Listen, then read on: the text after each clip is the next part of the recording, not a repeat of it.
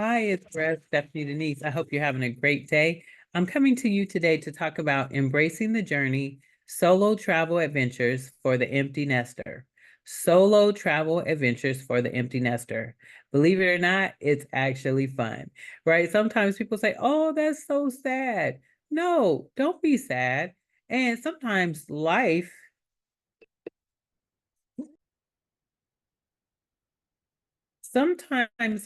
just brings about these challenges. I became an empty nester, separated from my now ex-husband, all at the same time. Plus, right after that, within the next 2 months after that happened, my father passed away. So, and then you think that was it? No. About 2 months after that, my mother was diagnosed with leukemia and was sick. She's in remission right now, thank God.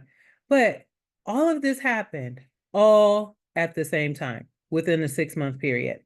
And so sometimes this is what happens in life, right? And so sometimes you just have to steal away and just try to figure it out and put the pieces of your life back together, right? And know how to find joy in the midst of these seasons. And so I always talk about how grateful I am. So grateful. All of that has happened has shaped me into who I am today. And so I wouldn't change it for anything. The empty nest phase is not an ending. That's why I like to tell people it's not an ending, it's actually a new beginning. It's a new chapter. And that's exciting. It's a time to discover who we are and what we really love. Right. And so sometimes we're forced into this season, but once you're into the season, embrace it, and you'll find so much joy. It's a perfect opportunity to explore the world around you, right? And to have travel solo adventures, right? Super fun. So the freedom of solo travel, you have to look at for the benefits or the bonuses of it, right? Traveling alone can be the most liberating experience. When you're able to do it by yourself and have a good time, oh my God, that opens up a whole other world that most people are not able to access, right? And it allows you to set your own pace. You don't have to wait for anybody. It allows you to choose your own destinations where you want to go instead of instead of planning trips that the other members of your family want to take, right? It allows you to indulge in whatever your own interests are. It allows you not to have to compromise with anybody. So, as an empty nester, you have freedom to explore new cultures outside of your own, freedom to meet new people, and freedom to create unforgettable memories. And so, this part is really exciting. Now, I want to talk a little bit about some tips, right? So, traveling solo, there are some tips for you. Start small, right? So don't go and book a week long, 2 week long, 3 week long cruise. Start small because this is an adjustment. This is something different and outside of your comfort zone. So when I say start small, I say if you're new to solo travel, begin with like a weekend getaway to like a nearby city or a nature retreat, something like that. And this will help you build your confidence and get a feel for what it's like to travel alone. So definitely start small. Also, make sure to research and plan. Take time to research your destination, where you might want to go. Look for local attractions, cultural events. Also, look for dining options that resonate with you, right? Planning can make it easy and it takes the anxiety out of the process.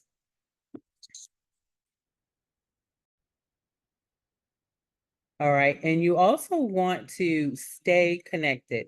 You want to share your travel itinerary with your friends or with family members. You want to make sure that everybody knows where you are, where you're going, where you're going to stay.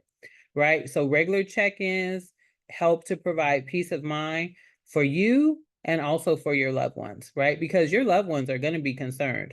They're going to be concerned if you go and travel by yourself, especially when that's something that you hadn't done previously. So you want to stay connected. Also, when you travel, you want to embrace the local culture. So you want to engage with the locals, you want to try new foods, you want to participate in cultural activities, right? That's where the true magic of travel happens. When you kind of, in a way, get off the beaten path. And I know that sounds a little bit scary, because that's probably not what most people would advise, but that's when you have the most fun. It's also fun to document your journey, right? Keep a document of your journey. Keep a travel journal or blog to capture all of your experiences while you're traveling. Writing helps you not only reflect on the journey that you're on, but it also creates lasting memories of this new adventure. So that's super exciting. And this is a very important one. Trust your instincts. Trust your instincts when you're traveling. Listen to your intuition, right? Listen to that gut. If something doesn't feel right, don't hesitate to change your plans. It's okay, right? Your safety and your comfort always come first, especially when you're traveling alone. And be open. Be open to new friendships. Traveling solo doesn't mean that you have to be all alone while you're traveling. You can join a group tour, right? Which, yes, you're on the trip solely, but you're also with a group, right? And so, of course, we hear there's safety in numbers. You can attend workshops or stay in hostels to be able to meet fellow travelers and make new connections while you're on your way. Right. So that's very important. One thing to look at. Also, I like to always share scripture. That's me. As you embark on solo travel adventures, let the following scripture guide your heart. And I'm going to give you this one. For I know the plans I have for you, declares the Lord. Plans to prosper you and not to harm you. Plans to give you a hope and a future. And of course, that's Jeremiah 29:11. That's from the NIV version. So know that God has great plans for you. This verse in Jeremiah 29:11 reminds us that every journey we take is part of a greater plan. So embrace the hope and the future that awaits you as you explore the world. Also, as you travel, consider reading some of these books. These are books by multicultural authors. I always love to give you a book list. Their stories can give you insight into different cultures and perspectives that might help enrich the journey that you're on. And just for those of you who don't know who I am, I'm Reverend Stephanie Denise, former pastor in the Methodist Church for 7 years, retired school teacher, retired myself early through real estate investing about 8 years ago. As I became an empty nester a couple of years ago, I felt the call to go back into the classroom because I love being with the chickadees. And so that's who I am. I'm working on my doctorate in public theology, which is God in public spaces, which this is. And I love to share the gospel. I love to share wealth tips because God has blessed me. And I love to share empty nester tips because that's the new journey that I'm on. So let me give you this book list.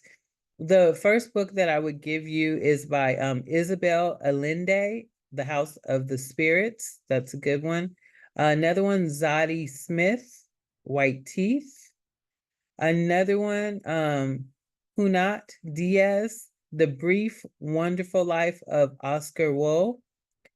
And Rupi Kaur, Milk and Honey. So these are some authors that offer a rich tapestry of their experiences. Their narratives can inspire you as you navigate your own journey, and know that it's okay. It's okay to travel solo, but just make sure that while you're traveling, stay active, be engaging, engage with others in activities. Of course, join travel groups if that would help to make this transition a little bit more comfortable. Learning new skills will help as you navigate this new season, and capture the moment. Make sure that you have a great camera, smartphone to document all of your travels, and use your travel time as a time of reflection to figure out what's next. What's next for you in this new season? So spend those times, those moments, those contemplation moments in prayer or meditation to be able to connect with your inner self and to be able to seek guidance and ask God, what are my next steps, right? And travel solo can help you with that. So as you embark on this new exciting chapter in your life, remember that the world is vast and it is full of opportunities waiting for you to explore. Embrace the freedom of solo travel. Let your heart guide you on this new adventure, and know that your emptiness is not a void. It's just a canvas on which you can paint the next masterpiece of your life. Safe travels, be blessed, and I'll talk with you soon.